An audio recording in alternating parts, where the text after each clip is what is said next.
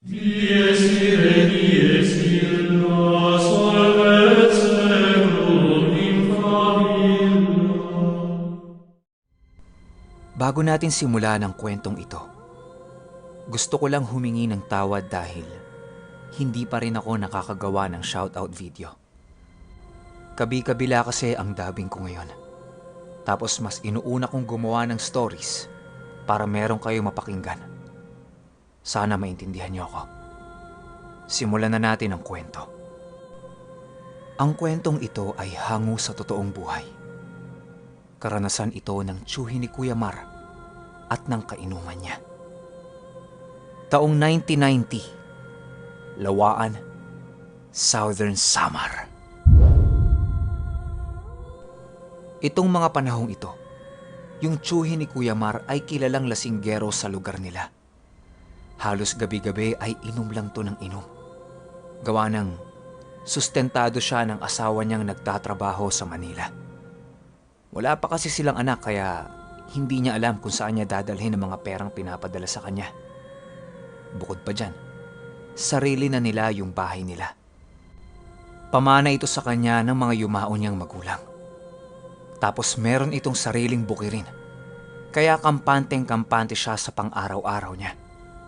Paggising niya sa umaga, sarili lang niya ang iintindihin niya kung ano ba ang kakainin niya. Tapos nun, wala na. Tambay na naman siya buong araw. Lalo na kapag nakapagsalansa na siya ng palay. Wala na siyang ibang gagawin nun. Palagi niyang sinasabi sa asawa niya na bumalik na lang ulit sa Samar kasi hindi naman niya kailangan magtrabaho sa Manila. Gawa nga ng kompleto na sila sa lahat ng pangangailangan nila. Etong asawa naman niya, mapilit. Tapos ang pagkakaalam pa nito, iniipon ng asawa niya ang lahat ng perang pinapadala niya. Ang hindi niya alam, napupunta lang lahat yon sa alak. Isang hapon, nayaya itong tiyuhin ni Kuya Mar na dumayo sa kabilang barangay. Meron kasi siyang kainuman doon na magse-celebrate ng birthday.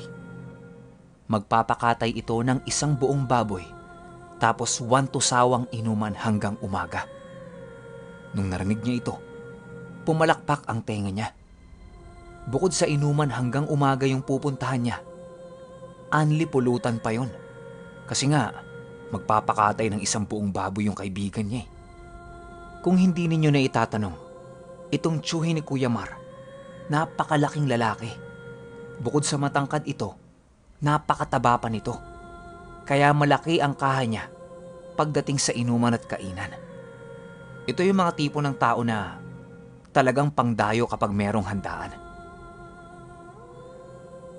Noon nandun na siya sa bahay ng kaibigan niya, sobra siyang nagulat kasi napakaraming bisita. Akala mo fiesta sa barangay na yon sa dami ng tao. Yung isang buong baboy na pinakatay, parang dinaanan ng bagyo. Ang masakit pa nun, walang nalutong pulutan yung misis ng kainuman niya. Kaya ang ending, tira-tirang ulam lang yung pinulutan nila. Hindi siya kumain sa bahay niya para paghandaan sana yung kainan tsaka inuman. Medyo mainit ang ulo niya noong mga oras na yun. Tapos susundutan pa ng alak. Nangyari niyan, pagpunta niya doon inuman kaagad. Wala nang intro-intro. Habang nagiinuman sila, napapansin niya na parang pakunti ng pakunti yung bisita sa bahay. Yung bang mga eat and run? Sa kanya naman wala lang yon. Pero kasi sayang yung mga pagkain. Hindi man lang siya nakatikim. Iilang putahe lang yung inabutan niya. Pagsapit ng 4:00 ng hapon, wala na yung mga bisita. Wala na yung mga batang naglalaro. Ang naiwan na lang doon, puro manginginom. Tapos may mga nauna na ding umalis kasi may mga gagawin pa eh. 5 na lang silang naiwan sa lamesa nun. Pero sobrang dami ng alak. Sabi niya sa sarili niya, dahil hindi niya naabutan yung mga pagkain, uubusin niya lahat ng alak na nandoon para kahit papaano makabawi siya. Inuman lang sila, dire-diretso. Yung tiyuhin ni Kuya Mar, kung uminom akala mo uhaw na aso. Hanggang pumatak ang 7:00 ng gabi. Tahimik na ang buong paligid. Wala na silang kahit na anong pulutan. Ang natitira na lang, mga alak. Tapos yung ibang kainuman niya, lasing na. Pinipilit na lang nila uminom para makasabay sa tsuhin ni Kuya Mar. Yung may birthday, medyo kaya pa. Hanggang maya-maya pa, nakarinig silang lahat sa itaas nila ng tik! Tik! Tik!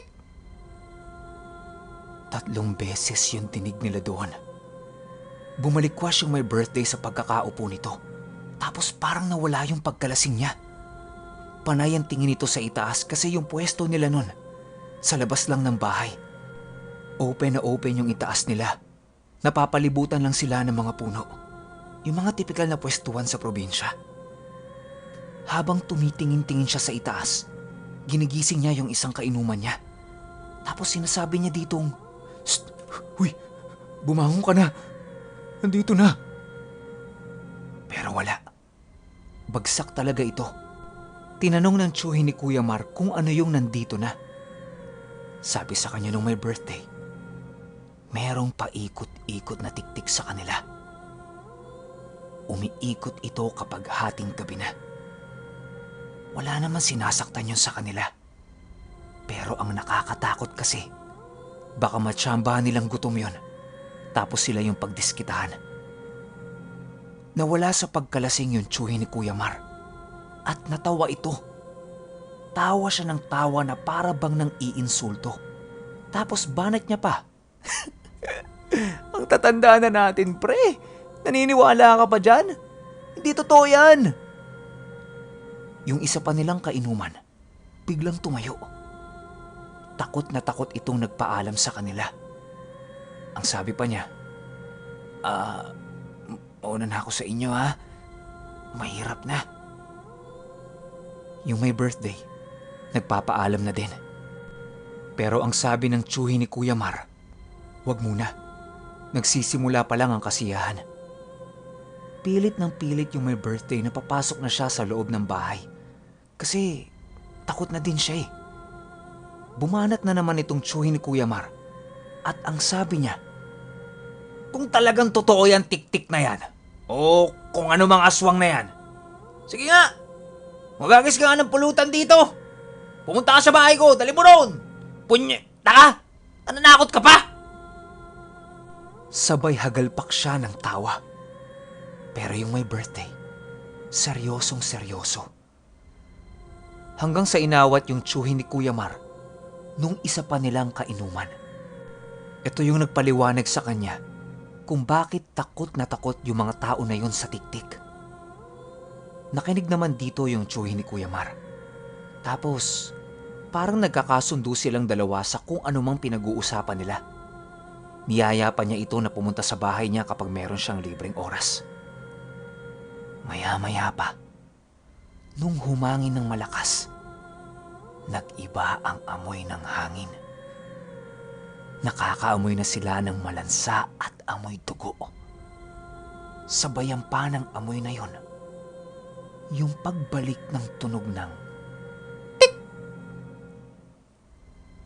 Tik! Tik!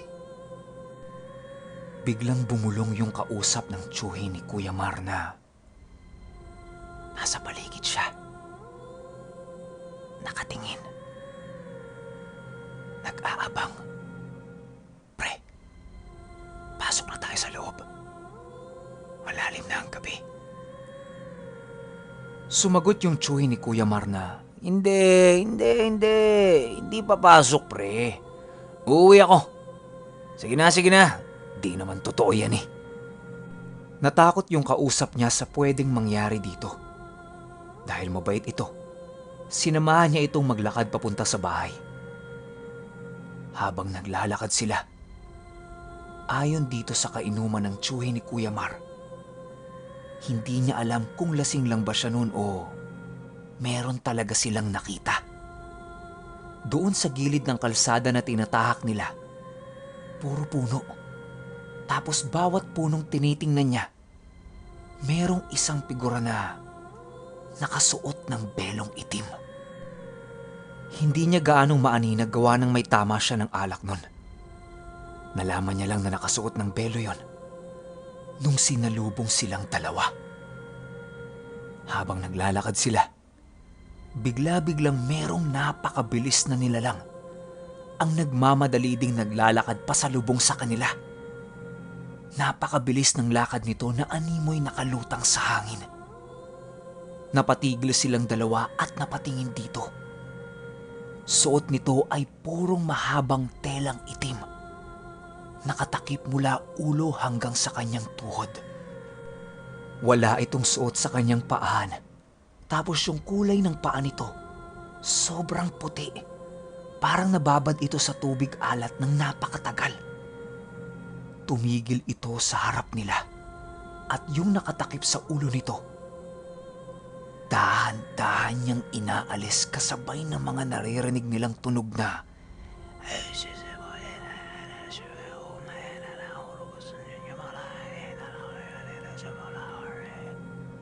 narinig ito nung kainuman niya. Ang wika kaagad nito sa tsuhin ni Kuya Mar. "Takbo! Aswang yan!" Nagmadali silang tumakbo para matakasan yon.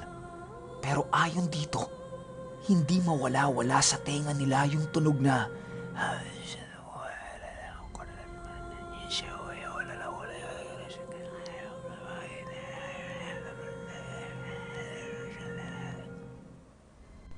Nung nasa bahay na sila, ang sabi ng tsuhin ni Kuya Mar, doon na lang din siya makitulog. Malaki naman yung bahay niya tapos siya lang mag-isa yung nandoon.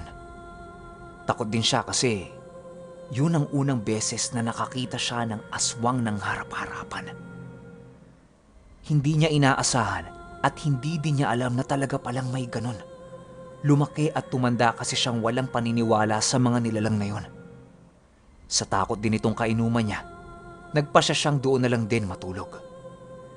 Kinaumagahan nung nagising sila. Nakaupo itong kainuman niya sa sala, habang yung tsuhin naman ni Kuya Mar, inalok siyang magkape. Tumangu-tangu lang yung kainuman niya, at ang sabi nitong tsuhin ni Kuya Mar, mag-iinit lang siya ng tubig sa kusina. Paglikong-pagliko niya sa kusina nila, bumungad sa kanya ang isang buong hita ng tao. Nakatali ito gamit ang isang baging. Paduyan-duyan sa kanyang kusina. Napasigaw siya at napaatras. Nung nakita ito nung kainuman niya, tanong ito ng tanong kung anong nangyari. Hindi makasagot yung tsuhin ni Kuya Mar pero itinuro niya yung hita. Pagkita dito nung kainuman niya, halos himatayin ito dahil sa pagkagulat. Pareho silang balisang-balisa dahil sa nakita nila. Hanggang sa tinawag na ng tsuhin ni Kuya Mar yung mga kapitbahay niya para masaksihan kung anong meron at kung anong nangyayari sa bahay niya. Lahat ng mga yon ay takot at gulat na gulat. May mga albularyo din ang tumingin doon. At ayon sa mga ito, aswang ang naghatid sa kanila nung hita na yon. Kabi-kabilang pangontra ang binigay sa kanya para hindi na siya sundan. Pero lahat yon ay hindi tumalab. Matapos ang insidenteng yon, 2 araw ang lumipas. Parang medyo nagiging baliw-baliw na itong tsuhin ni Kuya Mar. Yun bang nagsasalita na siya mag-isa? Nung dinalaw siya nung kainuman niya, nagkwento ito. Ayon dito, isang gabi habang naghuhugas siya ng plato sa kusina niya, may naririnig siyang bulong na paulit-ulit sa kanyang tenga na, "Nabigay ko na yung gusto mo. Ako naman ang pagbigyan mo. Nabigay ko na yung gusto mo. Ako naman ang pagbigyan mo. Ako naman. Puro ganyan yung naririnig niya. Kahit sa umaga, naririnig niya ang boses na yan. Sa takot nung kainuman niya, Sinamahan niya itong tiyuhin ni Kuya Mar sa albularyo para ipakonsulta. Sinuri ito nung albularyo pero wala itong makita. Nagbigay din siya ng mga ilang bato at mga halaman pang taboy doon sa aswang. Sa sobrang kampante nitong tiyuhin ni Kuya Mar, akala niya ayos na siya. Pero hindi. Yun na ang huling konsulta niya sa albularyo na yon. Dahil 1 linggo ang lumipas, hindi na natagpuan pa yung tiyuhin ni Kuya Mar. Duda ng lahat ng nakatira doon. Pwedeng hinawaan ng aswang, nabaliw, hindi kinaya yung nararamdaman niya sa bahay, lumayas, kumbaga, buhay niya ang kinuha nito. Walang makakapagsabi kung ano ang nangyari. Pero, ang saksing buhay dyan at ang nagkwento na rin sa pamilya ni Kuya Mar ay walang iba kundi yung naging kainuman niya.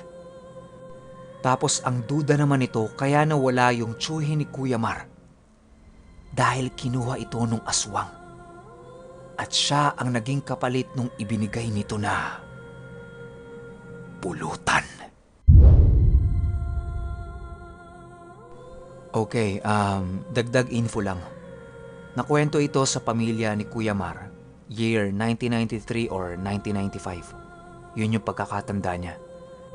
Tapos after nakwento yun sa kanila, yung nagkwento nun, hindi na din nakita ng pamilya. Hindi nila alam kung saan pumunta yon, basta bigla na lang nawala nang wala man lang kahit anong pasabi. Ultimo yung mga gamit niya na iwan lahat sa bahay. Hindi nila alam kung meron bang kumuha o lumayas lang. Tapos nun, wala na, hindi na siya bumalik. Saka sabi sa akin ni Kuya Mar, putok na putok yung kwento na to sa buong Southern Samar noon. So, kung may listeners ako dyan na alam ang kwentong ito, comment kayo sa baba para meron pang mga magpapatunay na talagang nangyari ang kwentong ito. Hindi ko alam kung anong magiging reaction ko kasi yung dalawang kasama sa kwento natin, palaisipan kung nasaan. Kung nasaan man kayong dalawa ngayon, gabayan kayo ng Ama. Yun lang. Hanggang sa susunod na kwento. Salamat.